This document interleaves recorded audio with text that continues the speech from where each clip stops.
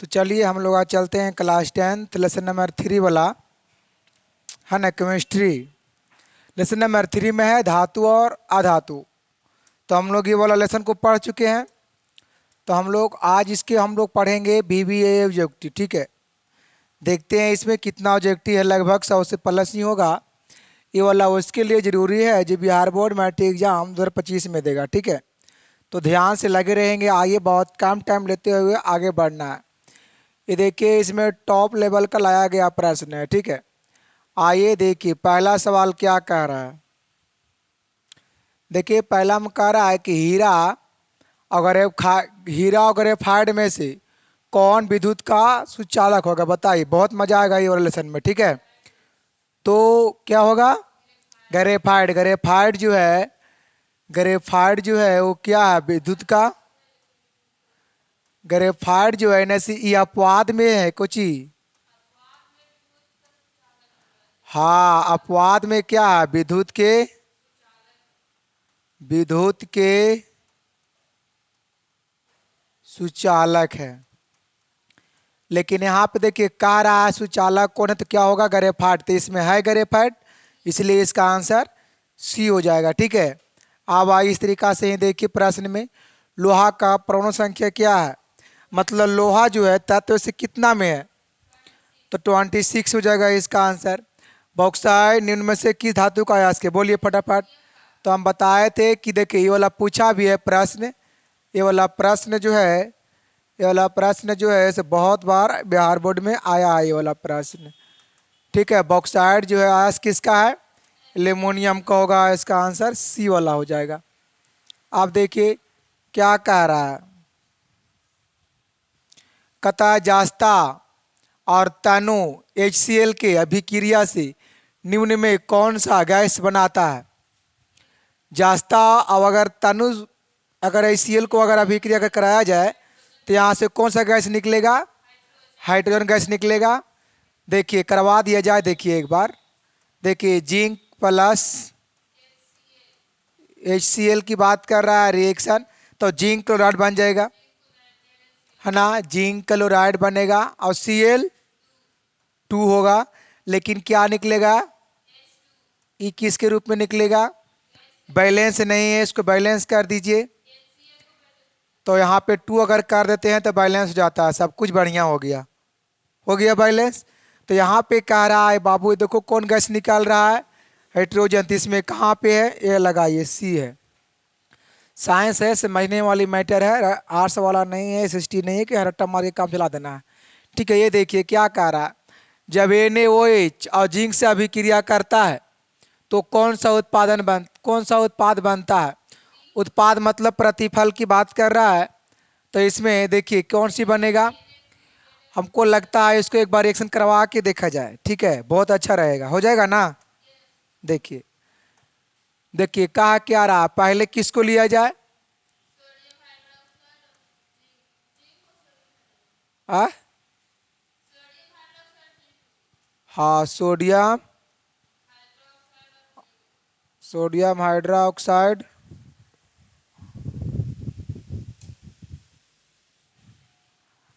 और जिंक को लिया जाए।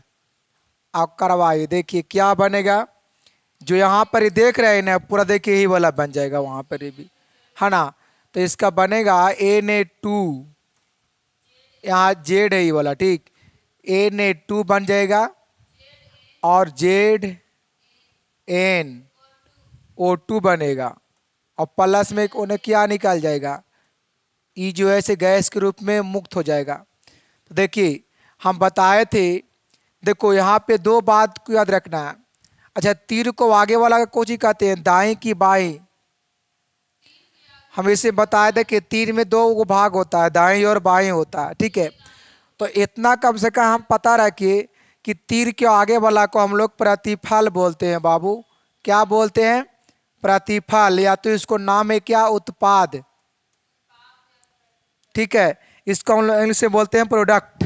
क्या बोलते हैं? प्रोडक्ट। लेकिन इसके पीछे वाला का हम लोग बोलते हैं बाबू अभिकारक या तो प्रतिकारक। इसी का नाम है प्रतिकारक। पीछे वाला है ठीक है, पीछे वाला का नाम है। अब बाकी बीच में हम लोग क्या करवाते हैं, अभिक्रिया करवाते हैं, इसको ऊपर करके लिख लीजिएगा, ठीक है। बीच में क्या है, अभिक्रिया। तो इतना जानेंगे, लेकिन बात कर रहा है कौन सा उत्पाद बनता है। उत्पाद मतलब तीर के आगे वाला बात कर रहा था। तो ये देखिए बना जो करवाते हैं रिएक्शन, तो ये वाला इसमें अगर कहीं पे है तो जो वाला है जहाँ पर देखिए डी में, इसलिए इसका आंसर में डी वाला हो जाएगा, ठीक है। तो समझ में आनी चाहिए।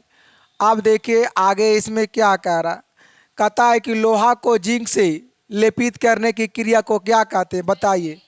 हाँ, क्या कहेंगे, लोहा को जिंक से लेपित करने की क्रिया को क्या कहेंगे, तो गैल्वेनीकरण बताए थे हम, गैल्वेनीकरण इसका हो जाएगा आंसर में, ठीक है। अब आइए आगे देखिए क्या कह रहा है, निम्नलिखित में से कौन अधिक अभिक्रियाशील है, बताइए। देखिए यहाँ पे इस 4 गो है, इस 4 गो में वैसा कौन सा तत्व है जो क्रियाशील बहुत ज़्यादा है, अभिक्रियाशील। तो कॉपर इसमें है, ये वाला हो जाएगा, ये कॉपर हो जाएगा इसका, ठीक है, कॉपर। अब इसमें कहता है कि विद्युत अपघटन में इलेक्ट्रॉन मुक्त होता है, बताइए। तो इलेक्ट्रॉन, देखो विद्युत अपघटन की बात कर रहा है, तो विद्युत अपघटन में इलेक्ट्रॉन जो मुक्त जो होगा किस पर होगा, वो एनोड पर, ए वाला होगा इसका आंसर। आइए इसमें कहता है कि निम्नलिखित में कौन सा अधातु चमकीला है, बताइए, चमकता है। तो चमकीला अगर बात कर रहा है तो क्या होगा, इसमें आयोडीन वाला हो जाएगा, क्योंकि वो चमकीला धातु है ना। इसमें कहता है कि निम्नलिखित में कौन सा धातु अधिक अभिक्रियाशील है, बताइए।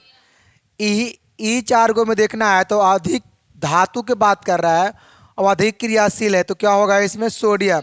सोडियम जो है कैसा है, देखिए सोडियम जो धातु है वो अधिक क्रियाशील है ना। और सोडियम काय में होता है, सोडियम 11 में होता है, ठीक है। हाँ, अब इसको पता है, इसको किरोसिन तेल में, किरोसिन, इसको किरोसिन, हाँ इसको किरोसिन तेल में डुबा कर रखा जाता है। क्यों रखा जाता है डुबा कर, इसलिए ताकि यह ऑक्सीजन से अभिक्रिया ना करे, इसीलिए इसको तेल में डुबा कर रखा जाता है। अब पता है कि इसको चाकू से भी काटा जाता है, किसको, सोडियम को चाकू से काटा जाता है, ठीक है। ये सब आता है ऑब्जेक्टिव में, तो थोड़ा ध्यान देंगे पहले से, इसलिए इसका आंसर वाला बी हो जाएगा, ठीक है। अब आइए देखिए क्या कहता है, कहता है कि ऑक्सीजन परमाणु के वाहनतम कक्षा में, देखिए ऑक्सीजन ऑक्सीजन परमाणु के वाहनतम कक्षा में इलेक्ट्रॉनों की संख्या कितनी है। तो सबसे पहले हम जानेंगे कि ऑक्सीजन होता कितना में है, तो ये 8 में होता है।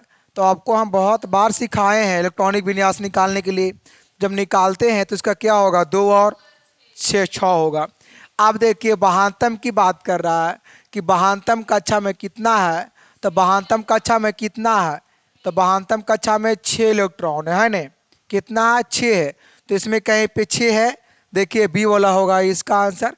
अगर यहाँ से अगर पूछ दे कि इसका वैलेंसी कितना होगा, अगर यहाँ से अगर पूछ दे कि संयोजकता कितना होगा, तो क्या होगा बताइए। तो संयोजकता इसका 2 हो जाएगा, लेकिन किस में होगा, वो ऋण वाला में हो जाएगा वो, ठीक है, ऋणात्मक हो जाएगा वो। लेकिन यहाँ पूछ रहा था बहानतम, इसलिए 6, चलिए आगे बढ़ जाते हैं। बहुत नॉर्मल क्वेश्चन था। बताइए पीतल जो बना है, सॉरी पीतल जो है इसे कैसा धातु है, तो पीतल जो है धातु है, अधातु है कि मिश्र धातु है कि क्यों धातु है, पता है किसका। हाँ बच्चों देखो, पीतल जो है से मिश्र धातु है, क्या है वो, मिश्र धातु है। लेकिन ये जानना जरूरी है कि है तो किसका है। तो पता है, हम जानते हैं कि copper copper plus zinc, copper plus zinc का क्या है वो, हाँ न, जैविकता को मिलने से क्या बनता है बाबू, पीतल बनता है। तो ये भी जानना जरूरी है, ठीक है। ये देखिए, इसलिए सही इसका आंसर में हो जाएगा, सी वाला होगा इसका आंसर, ठीक है। चलिए आगे बढ़ा जाए इस तरीका से। नेक्स्ट में कहता है ब्रोमीन, दिख रहा होगा प्रश्न, कहता है ब्रोमीन अधातु की अवस्था होती है। तो भाई किस अवस्था में होता है? नहीं, न ठोस न गैस होगा, द्रव की अवस्था में होगा। देखिए यहाँ से दो सवाल आती है, एक धातु वाला यहाँ पे दिया है, सॉरी अधातु वाला। तो देखिए ब्रोमीन जो होता है ऐसे अधातु में द्रव की अवस्था में होता है। ब्रोमीन जो है ऐसे अधातु होता है, किस अवस्था में होता है? द्रव की अवस्था में होता है। लेकिन अगर पूछा जाए धातु वाला में, तो आपको पता है पारा होता है। ठीक है बाबू, देखो पारा जो होता है, पारा जो होता है वो क्या है? धातु के, पारा जो होता है धातु के द्रव अवस्था में रहता है। किस अवस्था में रहता है? तो द्रव की अवस्था में रहता है। ठीक है, तो इसको भी जानना जरूरी है, क्योंकि दोनों पूछा है बिहार बोर्ड में। तो ये दोनों जो है से बहुत खतरनाक क्वेश्चन है, इसलिए इन तीनों को याद रखने का प्रयास करेंगे। इसलिए देखिए अगर पूछेगा धातु वाला में, तो पारा रहता है द्रव की अवस्था में। तो यहाँ पे कह रहा है कि ब्रोमीन जो है अधातु की अवस्था में क्या होगा? द्रव के रूप में रहता है। अधातु वाला ब्रोमीन किसके रूप में, किस अवस्था में रहता है? द्रव की अवस्था में रहता है। इसलिए इसका आंसर में सी वाला हो जाएगा। कितना मजेदार प्रश्न दिया गया है। निम्नलिखित में से किसे चाकू से काटा जाता है? मैंने शायद बताया होगा, लेकिन देखिए हम वहाँ बताए थे आपको। देखिए यहाँ पे आपको हम करते हैं क्लियर। ठीक है, जब आ गया है जब ऐसा प्रश्न, तो कहता है निम्नलिखित में चाकू से हम किस तत्वों को काट सकते हैं? ठीक है, तो देखिए इसमें लिथियम दिया है, तो पता है आपको कि हम लोग लिथियम को भी चाकू से काट सकते हैं। और उसके बाद किसको? पोटेशियम को और सोडियम को, है ना। इतना को चाकू से काटा जाता है। शायद मैग्नीशियम भी इसमें आता है, लेकिन बहुत पीछे है मैग्नीशियम। ठीक है, ये बहुत पीछे है, लेकिन ये भी इसमें आता है मैग्नीशियम वाला भी। तो इतना को जानेंगे कि चाकू से, देखिए इसमें 1 2 3 4, ये जो देख रहे हैं 4 तत्वों को, ये 4 उनको कोची किया जाता है, तो चाकू से काटा जाता है। चाकू से इसे कटा। आप देखिए जहाँ पर भी आएगा इन तीनों चारों में से कोई एगो रहेगा और दे देगा कि चाकू से काट सकते हैं, तो ऑप्शन के अनुसार लगाना पड़ेगा। अच्छा देखिए मैंने ही बताया था सोडियम को, लेकिन इसमें सोडियम है कहीं ऑप्शन में? नहीं है। क्या डाला है? लिथियम। तो क्या होगा इसमें? लिथियम होगा। ठीक है, तो इसलिए ये कहीं पे आपको आएगा, तो इसको कोई कोई पॉइंट को नोट भी करेंगे, बहुत अच्छा रहेगा। ठीक है, अब आइए आगे बढ़ते। कहता है निम्न में से कौन आयनिक यौगिक है? बाबू देखो हम बताए थे आयनिक यौगिक की बात कर रहा है। देखिए आयनिक यौगिक की बात कर रहा है। आपको पता है आयनिक यौगिक का बनता है? धान और ऋण से बनता है आयनिक यौगिक। मैंने बताया था है ना, धान और ऋण से। जैसे में देखिए इसमें पता है आयनिक यौगिक जो होगा से क्या होगा? सी होगा। जैसे में देखिए ए ने कैल्शियम और प्लस क्लोराइड की बात कर रहा है ना। तो ए देखिए कैल्शियम जो है से कितना में होता है? तो ए जो है से 20 में होता है। और ए जो है से कितना में होता है? 17 में होता है। अगर हम इसको निकालते हैं अथी इलेक्ट्रॉनिक विन्यास, तो इसका निकलेगा 2 8 8, 2 इसका निकलेगा। लेकिन इसका अगर निकालेंगे तो 2 8 7 निकलेगा। इलेक्ट्रॉनिक विन्यास निकाल रहा है। लेकिन अगर बात किया जाए इसका वैलेंसी का, तो इसका वैलेंसी जो आएगा से कितना आएगा? 2, लेकिन ये प्लस में होगा, ये देखिए। लेकिन इसका जो आएगा वैलेंसी वो कितना आएगा? -1 होगा। कितना होगा? -1 होगा। देखिए है ना आया। तो यहाँ पे बात आता है कि एक पॉजिटिव और एक नेगेटिव, एक पॉजिटिव और एक नेगेटिव। इसलिए यहाँ पे ए जो है एक धन आयन और एक ऋण आयन, जब ये दोनों जब मिलता है तो क्या बनता है? CaCl2। तो ए देखिए ए जो है ऐसे प्लस और ये ऐसे क्या है? माइनस है बाबू। इसलिए हम कह सकते हैं कहाँ पे? कैल्शियम के ऊपर। हाँ यहाँ पे ना जी, यहाँ +2 होगा और यहाँ पे तो 1 भी कर सकते हैं। ऐसे तो छिपा हुआ रहता है, पता है सबको, है ना। तो इसमें इतना होगा। तो ई जो बन रहा है यौगिक, कैसा यौगिक बन रहा है? आयनिक यौगिक बन रहा है। हम कैसे पकड़ेंगे? तो क्योंकि 2 आयन से मिलकर बन रहा है, एक धन आयन से अब एक ऋण आयन से। ठीक है, तो हम बताए थे इसमें। तो ए वाला इसमें हो जाएगा आंसर में। ये वाला है, देखिए ये वाला है, तो भाई ए वाला हो जाएगा। इसका आंसर सी वाला हो जाएगा। चलिए कोई दिक्कत नहीं है, आगे बढ़ा जाए। आप देखिए क्या निम्नलिखित में से कौन उपधातु है? बताइए फटाफट जवाब दीजिए। उपधातु की बात कर रहा है। आपको पता है उपधातु किसे कहते हैं? जिसमें धातु और अधातु के उसमें दोनों का गुण मिलेगा, उसे क्या कहते हैं? उपधातु कहते हैं। तो इसमें जो होगा इसका आंसर डी वाला हो जाएगा। ठीक है, आइए इसमें देखिए क्या कहता है। लोहे को संक्षारित होने से बचने के लिए उसकी सतह पर किसका लेपन चढ़ाना लाभकारी है? बताइए क्या होगा इसका? कथा है क्रोमियम लेपन द्वारा, किनोडीकरण द्वारा, कि पेंट करके, यहाँ पेंट होगा, सुधार लीजिएगा। आकि क्या लिखा हुआ है? यह शुद्ध लेपन करके। क्या होगा इसका? इनोडीकरण कि क्रोमियम? ये होगा इसका, डी वाला होगा इसका आंसर में, इसको करके। ठीक है, चलिए आगे बढ़ाया जाए। ये देखिए क्या कह रहा है। जब इस शायद पढ़ाया गया था प्रश्न ये वाला हम लोग, लेकिन इसमें क्या पूछ रहा है? कौन सा यौगिक बनता है? तो ये तो अभी अभी बताए भी थे हम पहले। उसमें क्या था पता है? अभिक्रिया उसमें पूछ रहा था, उत्पाद उसमें पूछ रहा था। जहाँ उत्पाद था वहां पर खाली क्या किया है? यौगिक किया है। ये वाला हो जाएगा इसका आंसर में, ए वाला। ई ना होगा, बताए थे अभी हम। आप देखिए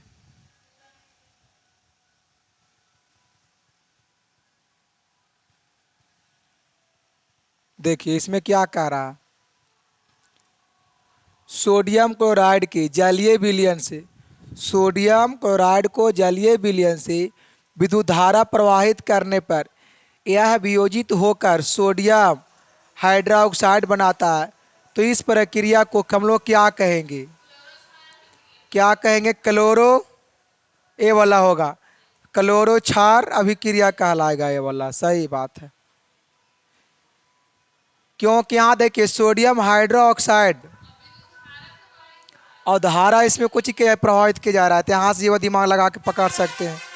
ठीक है, बाकी रटने की जरूरत ना है। आप देखिए इसमें क्या कह रहा है। सक्रियता श्रेणी में सबसे ऊपर स्थित धातुओं का निष्कर्षण निम्न में से किस अभिक्रिया द्वारा होता है? बताइए। तो धातु के गलित विद्युत अपघटन द्वारा, धातु के गलित और विद्युत अपघटन के द्वारा होता है। इसका आंसर सी वाला हो जाएगा। आप देखिए कह रहा है क्या कि कॉपर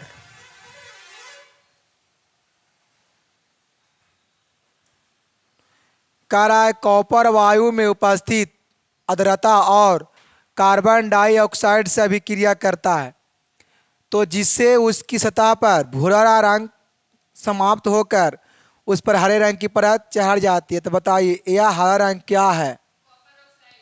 हाँ, ये जो हरा जो रंग होगा से क्या होगा? कॉपर का होगा, ये वाला है ना, कॉपर ऑक्साइड होगा इसका आंसर में, ए वाला हो जाएगा। कहता इसमें कि जिंक ऑक्साइड के साथ कार्बन को गर्म करने पर जिंक प्राप्त होता है। तो कार्बन क्या होगा? कार्बन क्या होगा? अपचायक होगा कार्बन, हो जाएगा ना। हाँ, ये कोनो भारी बात नहीं है, ए वाला होगा इसका आंसर। अब देखिए उसके बाद में कह रहा है कि उच्च अभिक्रियाशील धातु से शुद्ध धातु की प्राप्ति कौन सी विधि द्वारा होता है? तो मैंने बताया था अभी इसका, है ना। क्या होगा? गलित धातु होगा और विद्युत अपघटन। अभी जस्ट ये वाला बताया गया था, थोड़ा सा खाली घुमा दिया है प्रश्न को। आप देखिए इसमें कहता है कि भूपर्पटी भूपर्पटी में स्वतंत्र अवस्था में पाए जाने वाले धातुओं निम्नलिखित में से कौन है? बताइए। देखिए सिल्वर जो होता है से क्या है? पृथ्वी पर पाया जाता है, स्वतंत्र अवस्था में रहता है वो, है ना। इसलिए इसका आंसर में बी वाला हो जाएगा। निम्नलिखित में कौन सा उत्पाद लेड नाइट्रेट को गर्म करने पर प्राप्त होता है? बताइए। हाँ, क्या देखिए गर्म करने की बात कर रहा है तो क्या होगा इसमें? ये वाला नाइट्रोजन डाइऑक्साइड प्राप्त होगा, है ना। चलिए बी वाला है इसका आंसर। अब देखिए आगे में क्या आता है कि कार्बन कार्बन का कौन सा अपरूप अधिक कठोर होता है? देखिए, आपको पता है कार्बन के कितने अपरूप हैं? 3 अपरूप होते हैं कार्बन के, बाबू जानेंगे। देखिए, कार्बन के कार्बन के कार्बन के अपरूप जो होता है से कितना होता है? तो इसका अपरूप 3 गो होता है। कौन कौन होता है? हीरा, ग्रेफाइट, और फिर क्या होता है इसमें नहीं दिया है? फूले फुलेरिन। ये देखिए कार्बन के 3 गो होता है अपरूप, है ना। और सबसे इसमें अगर बात करें कठोर के तो क्या होगा? यहाँ पूछ रहा है कि सबसे अधिक कठोर कौन होगा, तो हीरा होगा। लेकिन लेकिन अगर पूछा जाए कि कार्बन के कौन सा अपरूप विद्युत के सुचालक होगा, तो इसके तहत में इसका आंसर जो होगा से क्या हो जाएगा? ग्रेफाइट हो जाएगा। देखिए, हीरा जो आएगा वो कठोर में आएगा, लेकिन ग्रेफाइट जो होगा वो विद्युत के सुचालक हो जाएगा, है ना। विद्युत के सुचालक हो जाएगा, इसलिए इतना को जानना बहुत जरूरी है। एक यहाँ से ये सवाल को पूछता है कि अपरूपता क्या है, कि अपरूप क्या है? अपरूपता ये वाला पूछा है ना। अपरूपता क्या है पता है? और अपरूपता क्या होता है? अपरूपता देखिए, इसमें अपरूपता जो है हम लोग पढ़ रहे हैं केमिस्ट्री, इतना जान लीजिए हम लोग पढ़ रहे हैं केमिस्ट्री। तो हाँ हाँ हाँ हाँ, देखिए हम लोग पढ़ रहे हैं केमिस्ट्री। तो अगर पूछा जाए कि अपरूपता क्या है, तो बोलेंगे कि जिसका रासायनिक गुण, जिसमें रासायनिक गुण समान रहेगा लेकिन भौतिक गुण अलग रहेगा, ठीक है, उसे क्या कहेंगे? अपरूपता कहेंगे, ठीक है। तो इतना को जानेंगे अपरूपता क्या है, ये वाला आता है 2 नंबर में, तो दिक्कत नहीं होना चाहिए। तो इसमें आंसर क्या होगा इसका? कठोर पूछ रहा है तो भाई सी मारेंगे। अब आगे आइए, कहता है सिनाबार को गर्म करने पर यह ऑक्साइड में परिणत हो जाता है, तो इसे पुनः गर्म करने पर कौन सी धातु अपचायित होती है? बताइए, अपचायित की बात कर रहा है। हाँ, Hg इसका होगा, ये वाला पारा होगा। नहीं दिख रहा है? पारा होगा इसका आंसर। इसका जो आंसर जो होगा वो पारा हो जाएगा, पारा पारा। ठीक है, आगे बढ़िए। धातु उष्मा विद्युत के क्या होता है भाई? तो ये तो सभी को पता है, सुचालक या तो चालक कह दीजिए, कोनो दिक्कत नहीं है ना। देखिए, बात आता है चालक है, या तो चालक पूछ दे या तो सुचालक पूछ दे, तो किसी तरीका से कोई दिक्कत नहीं है। अभी देखिए अचालक है, तो इसमें इसका होता है बाबू कुचालक। क्या होता है? ये सब नॉर्मल चीज़ है, ये सब में दिक्कत नहीं, इसलिए इसका आंसर में बी होना चाहिए। मैंने पढ़ाया है धातुओं का गुण वाला, है ना। अब आइए आगे बढ़ते हैं। इसमें कहता है कि धातुएं धातुएं आवर्त सारणी में किस ओर स्थित है? तो आपको पता है कि धातु जो है आवर्त सारणी में किस ओर स्थित है? तो बाईं ओर। देखिए, ए वाला देखिए इस रूप में है, आवर्त सारणी बना हुआ है, ये देखिए, है ना, इस रूप में है यहाँ पर ही।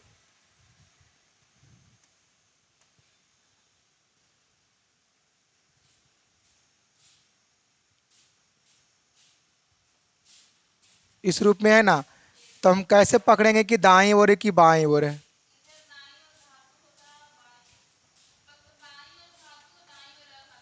हाँ, देखिए, कि ए वाला होगा कि वो वाला होगा? ये ऐसा हम पढ़ाए हैं, ये वाला पढ़ाएंगे फिर अगले वीडियो में हम। कौन वाला होगा? ए वाला होगा, ए वाला होगा। देखिए बताए थे यहाँ पर ये हम, ठीक है। तो ए जो आप देख रहे हैं इसे क्या होगा? ये धातु। यहाँ पे 2 धातु होता है, एक क्षारीय धातु होता है और एक क्षारीय मृदा धातु होता है। ग्रुप 1 वाला की बात किया जाए तो पता है क्या होता है? ग्रुप 1 वाला की अगर बात किया जाए तो ए जो होता है वो क्षारीय धातु होता है, ठीक है।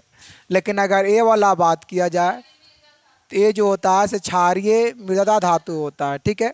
बाकी इसमें क्या होगा, बाईं ओर वाला ए वाला होगा इसका आंसर। चलिए आगे आइए, ये देखिए बताइए इसमें क्या होगा।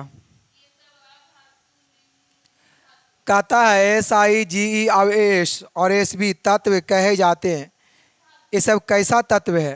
तो क्रियाशील धातु है कि अक्रियाशील धातु है कि अधातु है कि उपधातु है? देखिए ये सब जो देख रहे हैं ये सब कैसन तत्व है? तो ये सब जो है से कैसन है, उपधातु है। ये सब कैसा है तत्व? उपधातु है, इसमें डी वाला होगा इसका आंसर में। ठीक है, अब आइए आगे। कहता है अधातु, अब देखिए अबरी बात कर रहा है अधातु की, अबरी बात कर रहा है तो जस्ट उसका ये वाला उल्टा हो जाएगा। उसमें जब बाएं तो इसमें क्या हो जाएगा, दाएं वाला, इसका ए वाला हो जाएगा आंसर, क्योंकि अधातु की बात कर रहा है। अब बताइए यहाँ पे क्या होगा इसका आंसर में। देखिए T I C R M N और जेड आर धातुओं को क्या कहा जाता है? तो महत्वपूर्ण धातु की, सामरिक धातु की, प्राचीनतम धातु की, इनमें से कोई नहीं। क्या होगा ये वाला?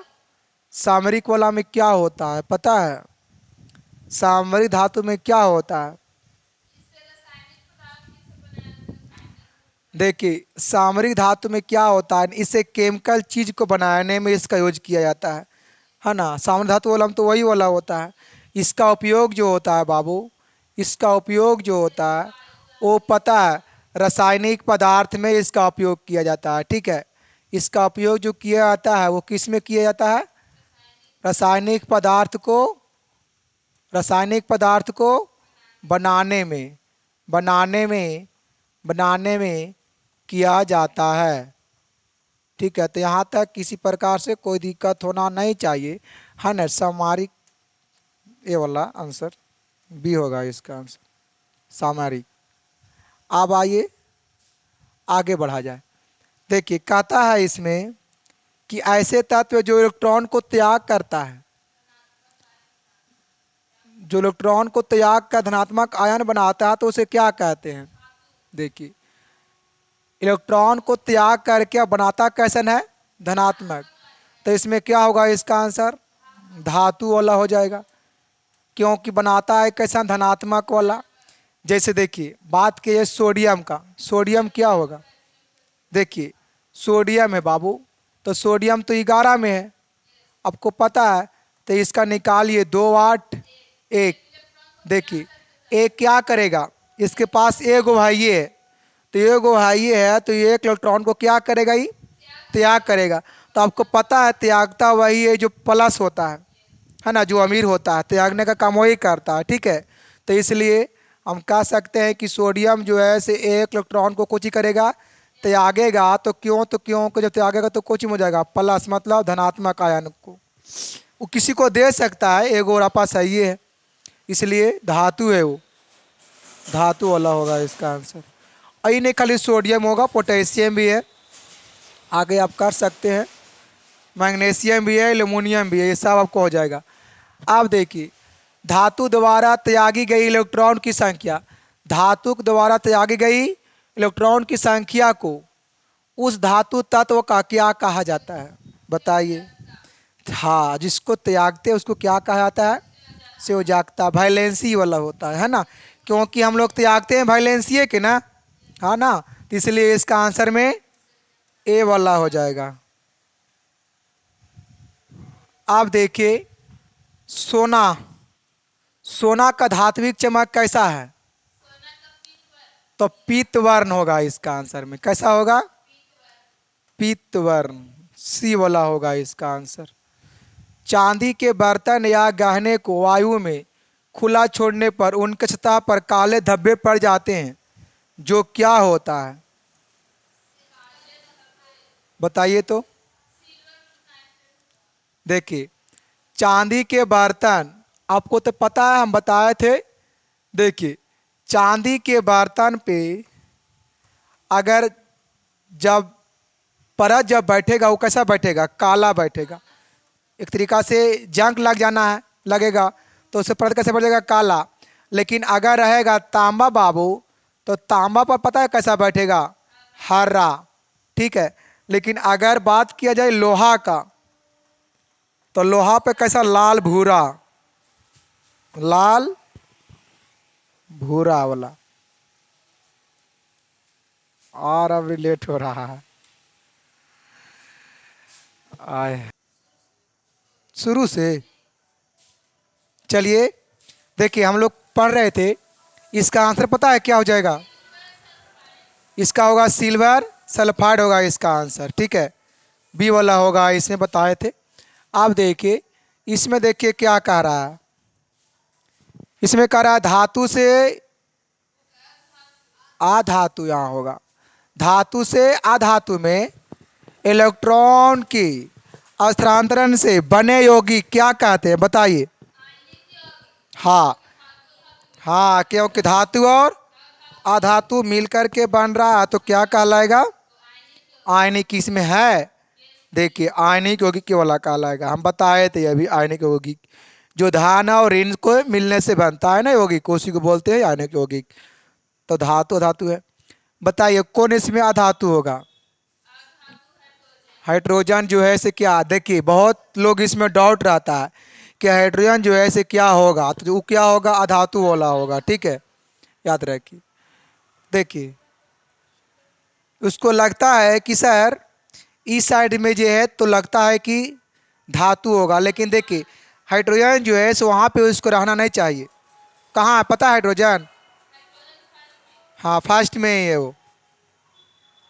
देखिए कता हीरा का गलनांक तथा कवंथनांक होता है, तो हाई होता है इसका कवंथनांक गलनांक, पढ़ाया गया था।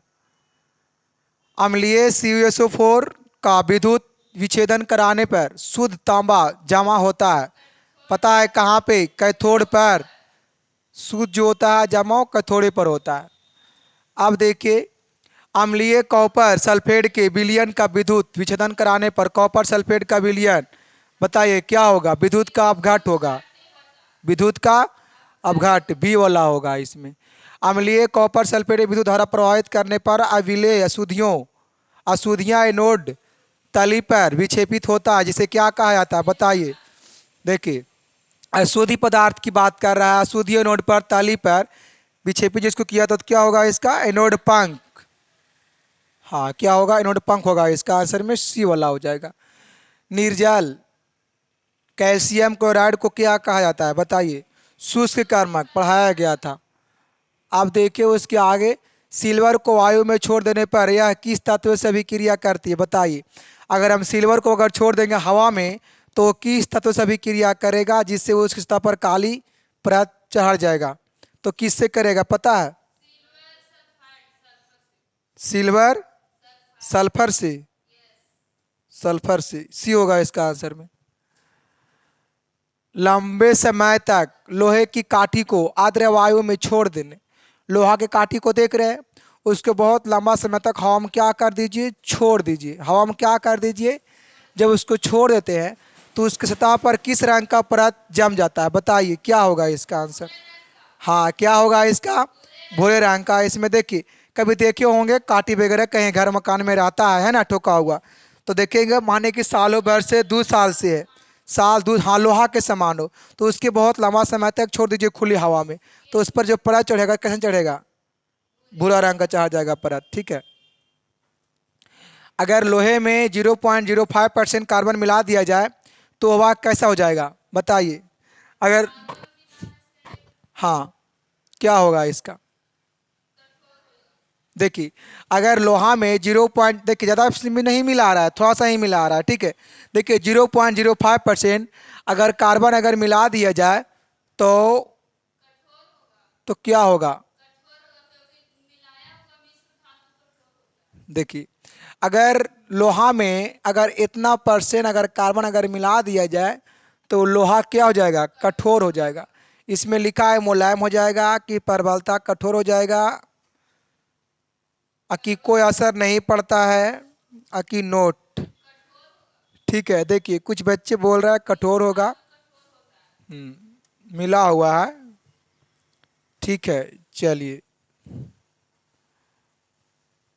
मिश्र धातु का सा होता है, बताइए। विद्युत के कुचालक कि सुचालक कि दोनों की नोट क्या होगा? अतिचालक। हाँ क्या होगा, कुचालक। कांसा, कांसा समझ में आता है, कांसा लिखल है वो, शोल्डर का। देखिए उसमें उसमें क्या होता है, उसमें धारा कहीं प्रभावित ना होगा, इसलिए वो क्या होगा, कुचालक होगा विद्युत के। आइए, धातु के ऑक्साइड जाल में घुल कर क्या बनाता है बाबू, बोलो फटाफट। धातु के, धातु के ऑक्साइड है जाल में घुलकर क्या बनाएगा, तो क्षार। धातु के पूछ रहा है। देखिए, देखिए यहाँ पे दो सवाल है, बट मैं बता देना चाहता हूँ। देखिए धातु के ऑक्साइड की बात कर रहा है, तो धातु के ऑक्साइड की जब बात कर रहा है तो क्या होगा, ये वाला क्षार होगा। लेकिन आपको सब कुछ ऐसी रहेगा, सब कुछ वैसी रहेगा। अब अगर यहाँ पे अगर पूछ दे बाबू आधातु, आधातु, तो सब कुछ वैसे रहेगा, है ना। अब यहाँ से आपको जोड़ दिया जाए यहाँ से, ठीक है, तो यूरा काट दिया जाए, तो क्या होगा इसका आंसर पता है। इसका आंसर जो हो जाएगा वो क्या होगा, भस्म हो जाएगा। मतलब ए, तो इसमें ऑप्शन में तो गलत दिया है ना जी, तो ऑप्शन में गलत नहीं दिले है। दूधू को है तो फिर इसका आंसर भी क्षार होगा, तो भस्म भी तो हो सकता था इसमें। तो इसलिए जानिए आप, देखिए यहाँ पे इसमें ऑप्शन गड़बड़ा गया है, ठीक है, डबल पड़ गया है, बकलोल था देने वाला। यहाँ पे भाष्य में नहीं होगा बाबू, ई जानिए यहाँ पे कोची होगा, अम्ल होगा, यहाँ भाष्य में नहीं होगा, तब तो यार क्षार होगा इसका आंसर, वाह। न तो फिर अगर दोनों रहेगा तो फिर, अगर देखो, अगर ये दोनों तो फिर यहाँ दोनों दे, सी में दोनों कहे, तो फिर दोनों होगा सही आंसर, ठीक है। तो इसलिए ए में जो होगा उससे क्या होगा, आम्ल होगा। तो देखिए आम्ल जो है, इसका आम्ल आंसर कब होगा, जब आधातु का ऑक्साइड पूछेगा तो क्या होगा, आम्ल होगा। लेकिन अगर पूछ दिया जाए बाबू, अगर यहाँ पे रहेगा उपधातु, क्या रहेगा, उपधातु रहेगा, तो पता है इसका क्या होगा आंसर, उदासीन। क्या होगा इसका आंसर, उदासीन होगा ऑक्साइड वाला में, ठीक है। चलिए आगे बढ़ा जाए, इसका क्षार वाला होगा। धातुओं के ऑक्साइड को क्या कहा जाता है बताइए। देखिए मैंने मैंने बताया अभी जस्ट मैंने बताया था, है ना जी। देखिए धातु के ऑक्साइड को क्या कहते हैं, अरे यार क्षार तो कहलाएगा ही, लेकिन यहाँ पे पता है ना आम्ल होगा, ये गड़बड़ा दिया है ऑप्शन में, ठीक है, गलती होता है, थोड़ा सा मिस्टेक किया है ना। यहाँ भाष में नहीं होगा, यहाँ कौची होगा, आम्ल होगा, ठीक है। तो लेकिन इसका आंसर जो होगा से क्या होगा, क्षार होगा। आम्ल पता है कब होगा, जब यहाँ पर ही पूछ देगा आधातु, तब क्या होगा इसका आंसर में आम्ल हो जाएगा, है ना। लेकिन कब, जब अधातु वाला पूछ देगा, क्योंकि अधातु ऑक्साइड अम्लीय होता है, अधातु का ऑक्साइड क्षारीय होता है। लेकिन अगर बात की जाए उपधातु के ऑक्साइड तो क्या होगा, लवणीय हो जाएगा उसमें, ठीक है। लवणीय तब होगा जब वो पूछेगा उपधातु के ऑक्साइड, तो लवणीय हो जाएगा। सभी का जवाब है, सभी का आंसर मिल सकता है। अब देखिए इसमें कहा क्या रहा है, धातुओं का ऑक्साइड, देखिए जल में घुलकर, मैंने बताया था अभी यार, बताइए इसमें क्या होगा। देखिए यहाँ पे देखिए ठीक लिखा हुआ ऑप्शन में, यहाँ पर कोई दिक्कत नहीं है। लेकिन धातु का ऑक्साइड अभी हम लोग पढ़े थे, इसमें क्षार वाला होगा। चलो, निम्न में से कौन सी धातु तार के रूप में उपलब्ध है बताइए। ये तो नहीं नहीं, कॉपर तार के रूप में कुछ ये उपलब्ध है, मैग्नीशियम। लेकिन मैग्नीशियम नहीं नहीं नहीं नहीं, मैग्नीशियम नहीं। इसमें एल्युमिनियम है थोड़ा ना, एल्युमिनियम होगा, इसमें एल्युमिनियम नहीं है, तो इसमें एल्युमिनियम नहीं होगा। अगर एल्युमिनियम डालता, देखिए वो भी दिमाग से ही डाला है ना। अगर जहाँ अगर कॉपर रहेगा वहाँ एल्युमिनियम रहेगा, अगर एल्युमिनियम अगर वो रहेगा एल्युमिनियम, तो फिर वहाँ पर कॉपर नहीं रहेगा, ठीक है। तो यहाँ पे कह रहा है तार के रूप में हम लोग उससे उपलब्ध उपलब्ध है, मतलब उसको हम लोग उपयोग करते हैं।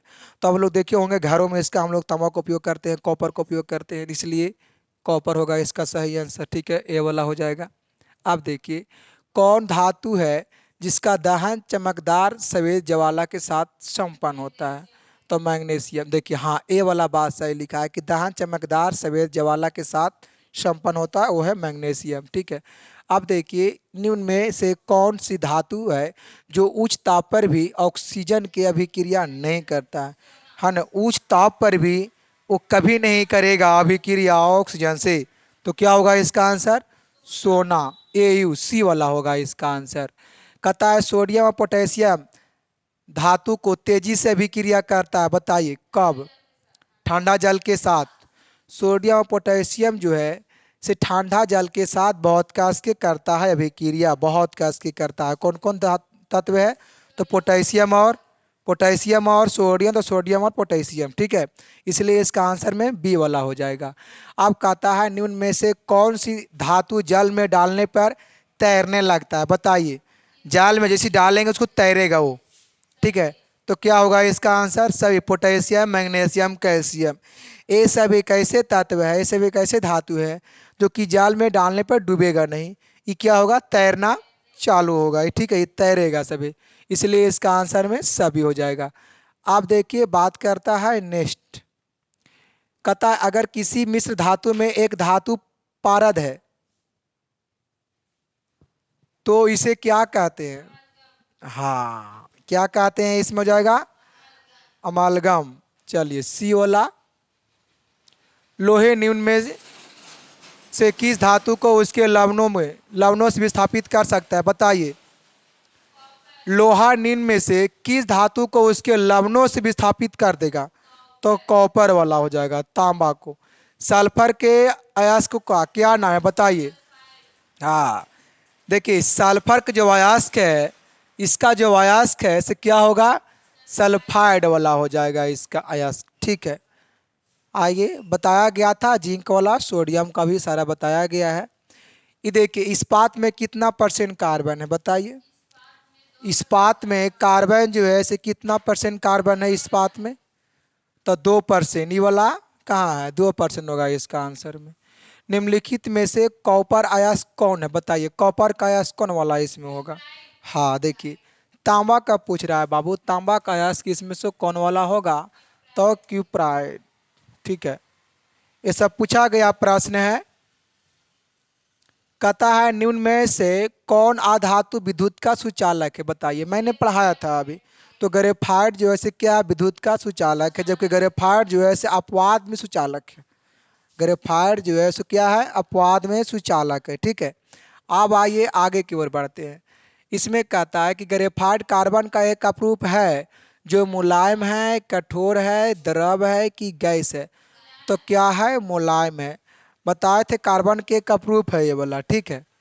अब आइए आभूषण बनाने वाला सोना होता है 22 कैरेट, 24 कैरेट, 16 कि 15? 22 कैरेट। देखिए, हाँ, देखिए यहाँ बात कर रहा है कि आभूषण बनाने वाला सोना जो होता है इसे कितना होता है? 22 कैरेट। लेकिन अगर यहाँ पे अगर पूछ दे अशुद्ध सोना कितना पूछ दे, सब कुछ वैसे रहेगा, खाली यहाँ कुछ ही पूछ देगा अशुद्ध सोना। तो इसके अनुसार इसका हाँ अशुद्ध की बात कर रहा है।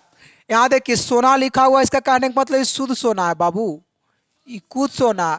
तो शुद्ध सोना जो है से कितना है? 24 कैरेट है। लेकिन अगर अशुद्ध में अगर पूछ दे तो इसका जो होगा वो कितना होगा? 24 कैरेट हो जाएगा इसका। ए शुद्ध वाला बनाने में ना, अशुद्ध वाला में ना। शुद्ध वाला में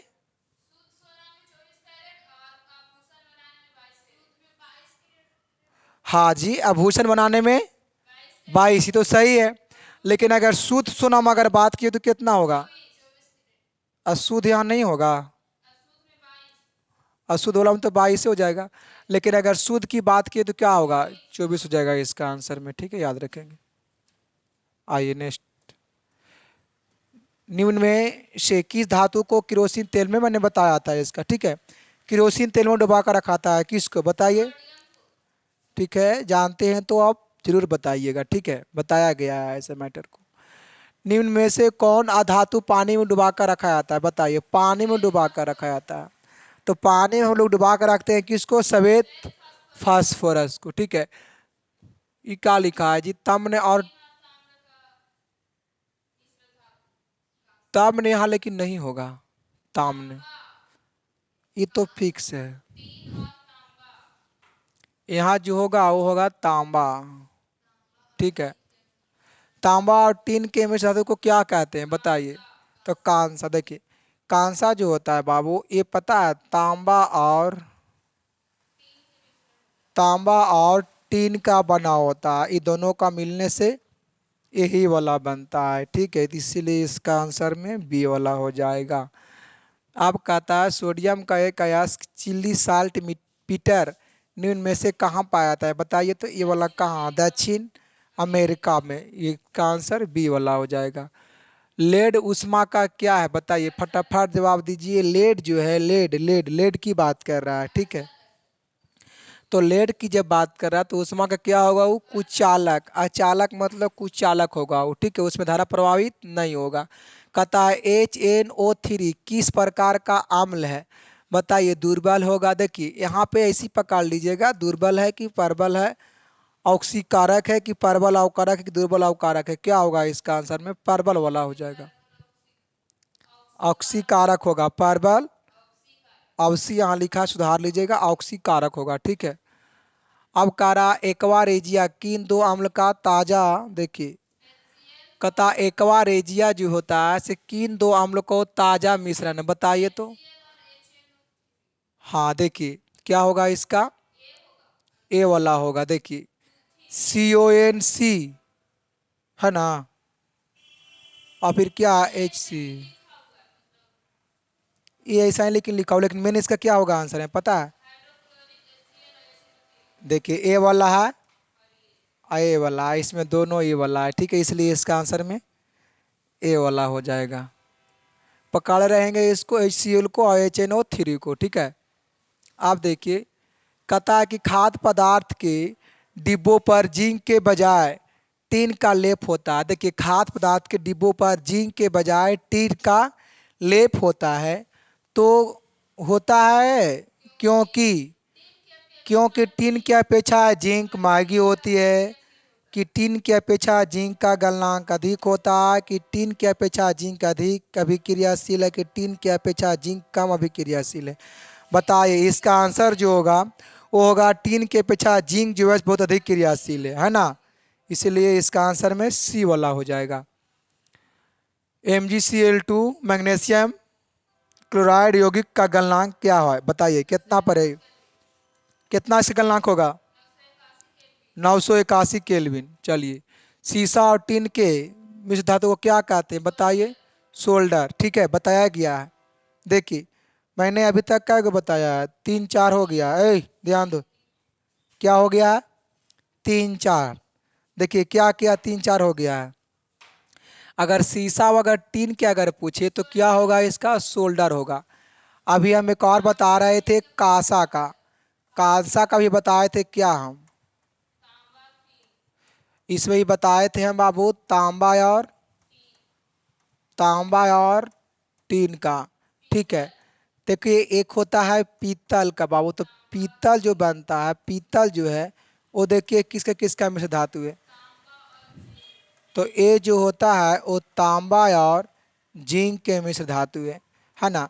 लेकिन अगर यहाँ पे बात कर रहा है सोल्डर की, याद रखेंगे यही सब तो आता है, तो सोल्डर जो है वो देखिए शीशा है ना, शीशा और किसका है, टीन का है, देख लीजिए। ठीक है, थोड़ा टीन को यहाँ सुधार लीजिएगा, इधर से होगा, तो इतना को आप, यही सब तो बनता है जानकर आगे ना महंगा चीज़, इसलिए इतना को याद रखेंगे।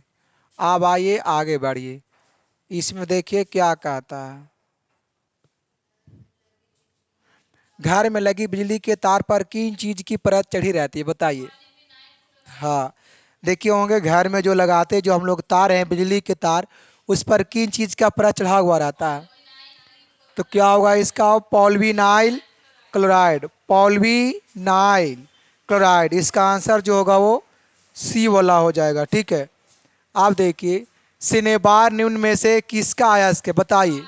पारा का, सिने ई, हाँ पारद, वहाँ पर अभी तक नहीं पारद ही था, सुधार लीजिएगा कहीं वीडियो में, पारा वहाँ होगा, वहाँ भी पारद ही था एक जगह यार, वहाँ हम देख रहे थे बट छूट छूट गया था वो वाला। ठीक है, यहाँ पारा होगा। तो ये वाला बहुत फेमस ये वाला प्रश्न है बाबू, ये आने का संभावना है। ठीक है, ये आने की संभावना है। सिनेबार जो है किसका अयस्क है, तो पारा का अयस्क है सिनेबार, है ना। अब आइए नेक्स्ट में, इसमें कहता है कि लोहे के फ्राइंग पैन को जंग से बचाने के लिए निम्न में से कौन सा विधि का उपयोग करना है बताइए। हाँ, क्या करेंगे, जिंक को पूरा चढ़ाकर। इसका आंसर में सी वाला हो जाएगा।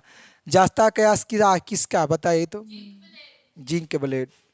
जस्ता का जो अयस्क होगा वो क्या होगा, जिंक ब्लेड। इसका आंसर में बी वाला हो जाएगा। ग्रेफाइट का उत्पादन एंथ्रासाइड कोयले को किसके साथ मिलाकर गर्म करने से प्राप्त होता है बताइए। क्या होगा, जिंक के साथ गर्म करने पर। ए वाला होगा इसका आंसर। इसका आंसर ए वाला हो जाएगा। कता सल्फर का उपयोग किस विस्फोट पदार्थ के निर्माण में होता है बताइए। सल्फर का जो उपयोग होता है इसे किस विस्फोट पदार्थ के लिए होता है, तो गन पाउडर के रूप में होता है। इसका सी वाला हो जाएगा। धातु के बर्तन में खाना बनाया जाता है क्योंकि यह उष्मा का कुचालक है, क्या उष्मा का अर्धचालक है, क्या उष्मा का सुचालक है, क्या उष्मा का चालक और कुचालक दोनों है। क्या होगा इसका आंसर, सुचालक है। इसलिए देखते हैं छठ वगैरह में धातु के बर्तन में खाना बनता है ना, छठ वगैरह कोई पर्व त्योहार में देखते होंगे तो बनता होगा। ऐसा हूँ नॉर्मल में हम लोग बनाते हैं कि इसमें धातु के ही बर्तन वाला में, ठीक है। तो आइए इसका आंसर में सी वाला हो जाएगा। कहता है कैल्शियम मैग्नीशियम धातु जल पर तैरने लगता है क्योंकि उसके सतह पर एक गैस चिपकी रहती है।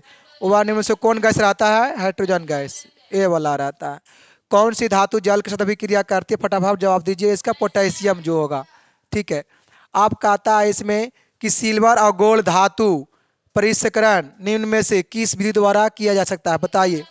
विद्युत अपघटन होगा इसका। सक्रियता श्रेणी के नीचे आने वाले धातुओं का निष्कर्षण कैसे किया जाता है, तो धातु के ऑक्साइड को गर्म करने पर। कहता है निम्न में से कौन सी धातु कमरे के ताप पर द्रव, बताइए फटाफट। कमरे के ताप पर द्रव में है, लेकिन यार धातु की बात कर तो क्या होगा इसका आंसर, ब्रोमीन।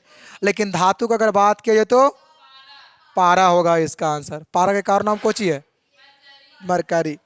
धातुओं को पीटकर चादरें बनाई जा सकती है, या धातु को किस गुण के धर्म का घोतक है बताइए। हाँ, आघात वर्णनीय। कहता है 1 ग्राम सोने से 2 किलोमीटर लंबी तार खींची जा सकती है। धातु में यह गुण धर्म क्या कहलाएगी, तन्यता। बहुत अच्छा। चलिए, लेड तथा मरकरी उष्मा के क्या होगा बताइए। अचालक मतलब कुचालक कह सकते हैं। इसका बी वाला होगा आंसर में। कहता है एल्युमिनियम ऑक्साइड और जिंक ऑक्साइड की प्रकृति कैसी है, तो पता है क्षारकीय हो जाएगा इसमें। अब आइए कॉपर सल्फेट के नीला विलयन में जिंक डालने पर जिंक सल्फेट का कैसा लवण बनता है, फटाफट वर्णहीन होगा इसका आंसर में। कहता है जिंक पर तनु H2SO4 अम्ल की अभिक्रिया से कौन सी गैस बनाती है, जवाब दीजिए फटाफट। कौन सी गैस बनाएगा, हाइड्रोजन गैस बनाएगा, ठीक है। कहता है एल्युमिनियम के सतह पर मोटी ऑक्साइड चढ़ाने की क्रिया को क्या कहा जाता है बताइए। जस्तीकरण, किनोडीकरण की गैल्वेनीकरण की नोट, क्या होगा, एनोडीकरण होगा इसका आंसर, ठीक है।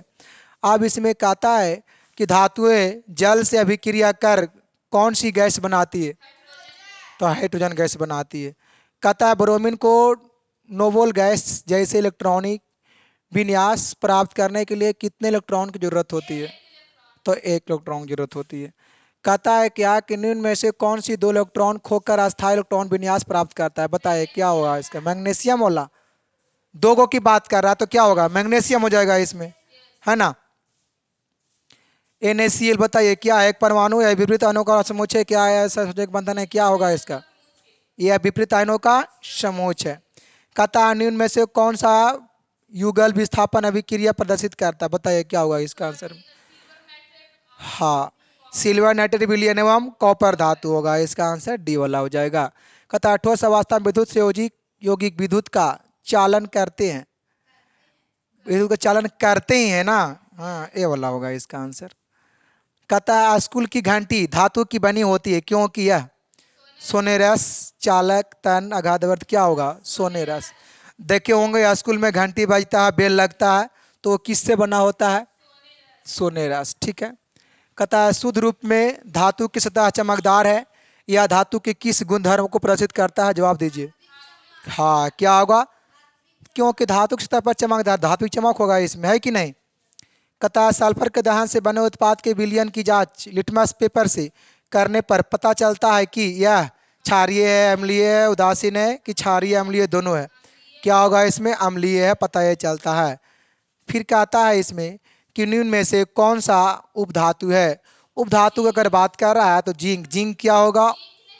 जिंक है, कैल्शियम है, जर्मेनियम है कि कार्बन है? क्या होगा इसका आंसर? GeC वाला होगा। लोहे निम्न में किस धातु को उसके लवणों से विस्थापित कर सकता है? बताइए। कॉपर को।